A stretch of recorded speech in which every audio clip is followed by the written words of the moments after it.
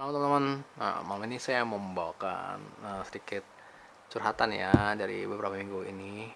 Saya juga agak-agak nggak bisa nyanyi nih karena suara saya masih agak belum begitu baik karena agak serak-serak gitu. Ya mungkin karena kecapean kali ya, sama lagi banyak flu.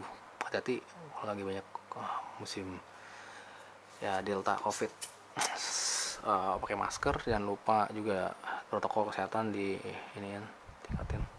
Nah, saya mau membawakan tentang uh, apa ya judulnya? Saya jadi lupa nih.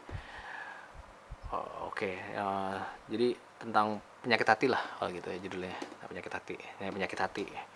Penyakit hati itu ada awalnya nih. Nah, awalnya ini berawal yang saya coba kulik-kulik, saya renung-renungkan berasal dari doa, perkataan dan perasaan. Loh, kok bisa gitu? Iya.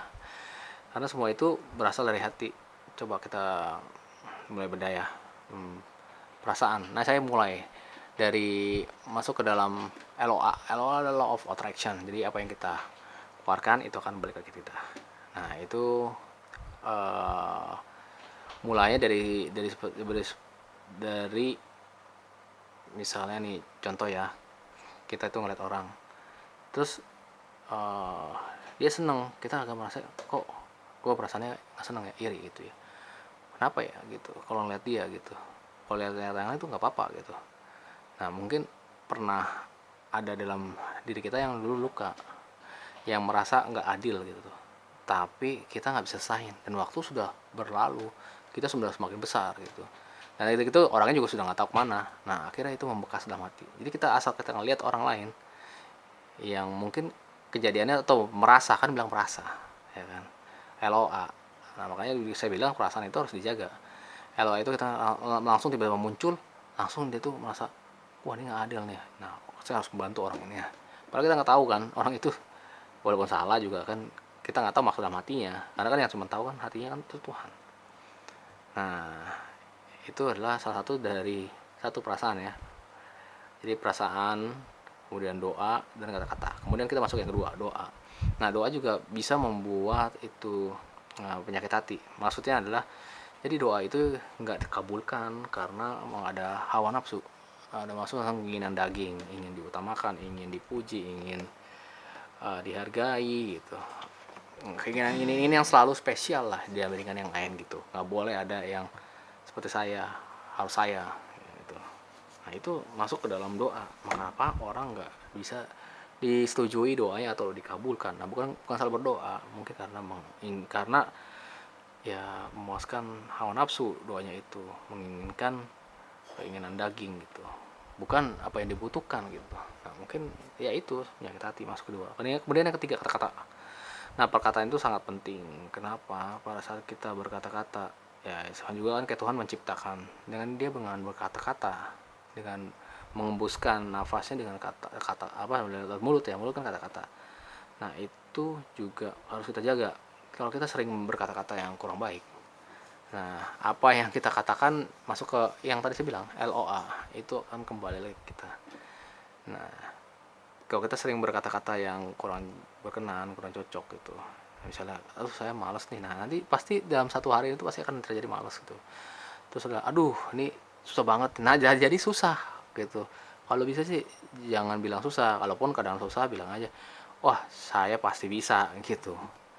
Kemudian juga kalau misalnya aduh males nih gitu, jangan bilang males, aduh kayak badan saya perlu istirahat 5 atau 10 menit ya, kemudian saya akan semangat lagi gitu. Nah, itu menurut saya sih penting banget ya, karena tiga ini adalah cara atau salah satu ya segmen dari bentuk-bentuk penyakit hati ini. Kalau penyakit hati ini sudah bisa diselesaikan, ya saya rasa apa yang kita inginkan tuh bisa jadi kenyataan ya, dikabulkan. Yang pasti harus positif, karena Tuhan itu atau alam semesta itu kan ciptaan Tuhan, dia mengeluarkan segala sesuatu yang positif juga.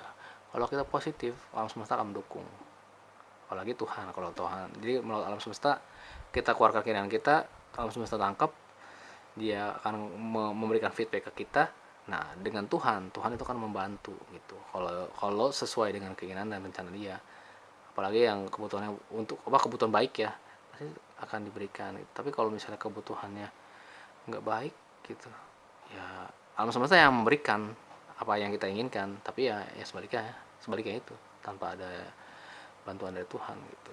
Mungkin Tuhan bantu, tapi ya kalau untuk negatif mungkin enggak ya, nggak dibantu sama Dia.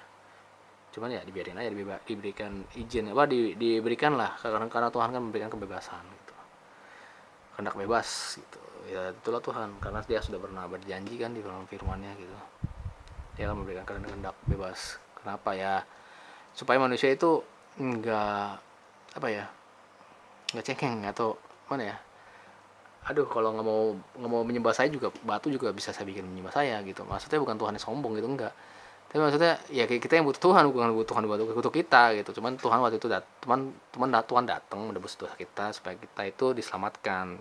Nah, kalau kita udah tahu kalau kita itu nggak ada papanya gitu, ya kalau menurut saya sih ya jangan inilah, jangan apa ya, lebih inilah ya, lebih lebih dekat sama Tuhan lah, karena kan kita butuh, Dia punya segalanya loh. Sayang banget kan kalau kita jauhin Tuhan, kalau kita pilih jalan yang berbalik gitu. Ya cuman dua ini ya, di bumi ini adalah Mamon sama Tuhan itu. Kalau nggak dekat Tuhan ya pasti kita kan ke Mamon gitu. Nggak mungkin, udah nggak, pasti nggak mungkin deh kalau bilang kita nggak dengan Mamon, nggak mungkin. Udah pasti Mamon itu Tuhan, Tuhan yang kedua. Ya ujung-ujungnya uang gitu, atau ya kebagian sendiri, kebagian semu, keinginan daging. Ya saya juga masih belajar, dan saya juga masih banyak kesalahan yang saya mau perbaiki. Nah, saya coba mau belajar nih ngomong di sini, apa tahu ya saya bisa memperbaiki terus nih improvisasi saya gitu. Apa tahu juga mungkin saya bisa jadi membagikan juga sharing firman Tuhan yang lainnya, bisa jadi berkat. Oke, segitu saja firman Tuhan. Saya mau tutup dengan lagu nih, judulnya Kau Mengenal Hatiku, di mulai dengan kunci G. Tuhan, ini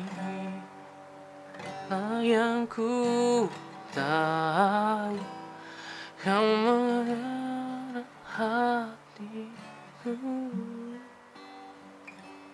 jauh melebihi semua yang terdekat sekalipun. Tuhan, inilah yang ku mau, Kau menjaga hatiku supaya kehidupan memancar senantiasa, supaya kehidupan memancar senantiasa.